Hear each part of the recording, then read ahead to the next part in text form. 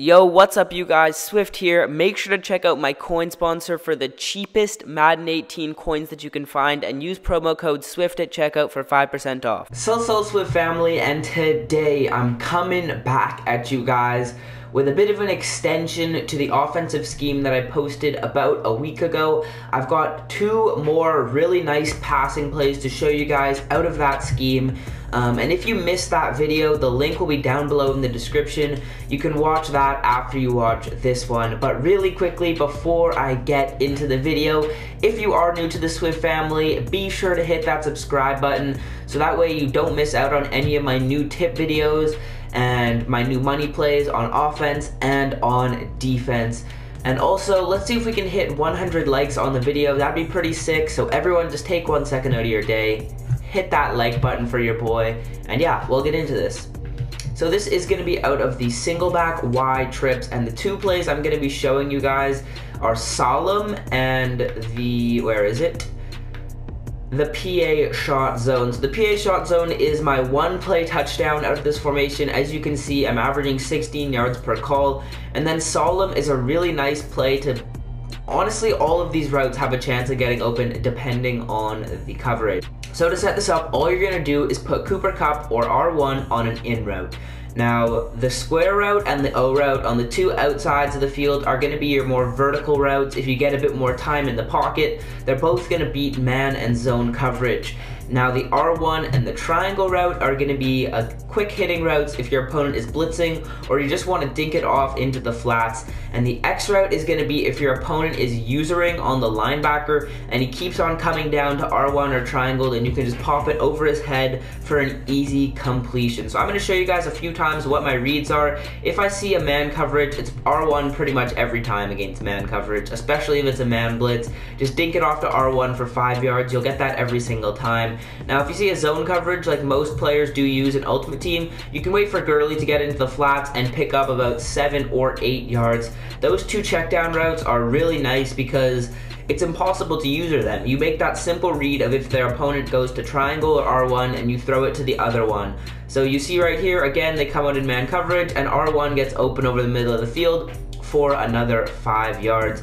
Now I'm going to talk about the two routes on the outside of the field. So we made our little reads over the middle of the field if our opponent is blitzing or we don't have much time to get the ball off. R1 or triangle every single time. But now if you do have a bit of time, you can either wait for those routes to develop downfield. And essentially what I like to do, especially if you're learning this play, I think this is really helpful, is once you snap the ball, or if you have the identifier chemistry, you're going to see whether your opponent is going to use her to the right side of the field or the left side of the field. So if I snap the ball, and I saw that my opponent was using with Deion Jones over here, what I would do is I would look to the route combination on the left side of the field of Gurley and Robert Woods.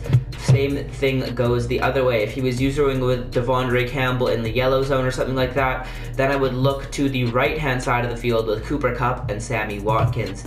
So for the sake of this video, I'll just say that we are using on the right side of the field for this play, and if we see that with the identifier chemistry, we can just put Todd Gurley into block. If you don't have the identifier chemistry, it's okay. You can just leave Todd Gurley on his route.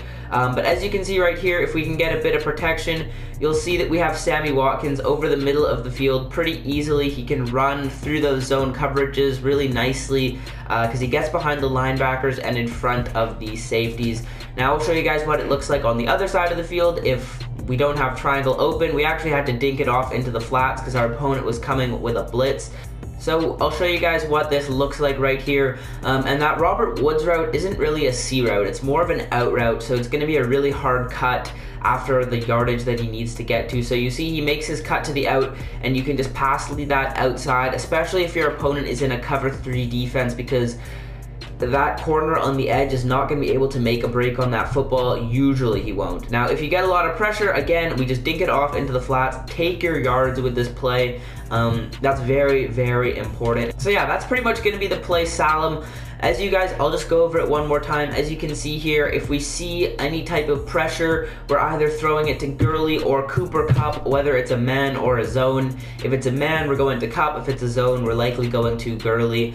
And then obviously, if we get more time for the routes to develop, we'll have Robert Woods and Sammy Watkins who will beat all coverage.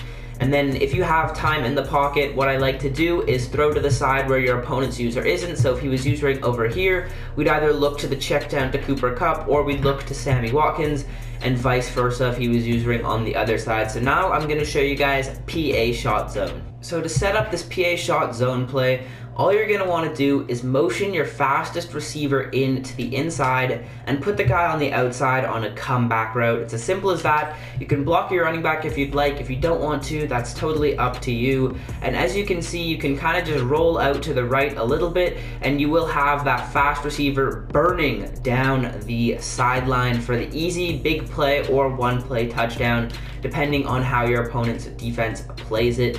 So again, cover 3 is going to be one safety high. You motion that wide receiver in, put that guy on the outside on a comeback route, and block your running back. That way you have a bit more time, and the protection is going to be able to hold up again, as we have Tavon Austin streaking down the field. Went for the possession catch there because I felt like he was going to get hit. But so again, all we do is put the wide receiver on the outside on a comeback route, block Todd Gurley, and as you can see, it's easy pickings for this one play touchdown, as long as you can get the protection to hold up on the edge as we roll out with Jared Goff, and we have Tavon Austin wide open. Unfortunately, Jared Goff can't make the throw, but I'll show you guys against a cover 2 as well how it looks. You're not going to actually motion your wide receiver against a cover 2. You're just going to put the guy on a comeback route, and you're going to have to throw it to him when he's in between the 2 safeties. So it's going to be a straight drop back, no need to roll out to either side of the field, but right when he's between those 2 safeties, that's when you huck it deep for the easy one play touchdown. I'll show it to you guys one more time before I sign out, because this video is getting quite long. But yeah, all we're gonna do is put that guy on a comeback route and don't motion him against the cover 2. The way you know it's a cover 2 is if there's 2 safeties high, and bang, bada bing, bada boom, Tavon Austin, one play TD. Hopefully you enjoyed the video. If you did, be sure to like, comment, and subscribe, and until next time, I'm out. Peace.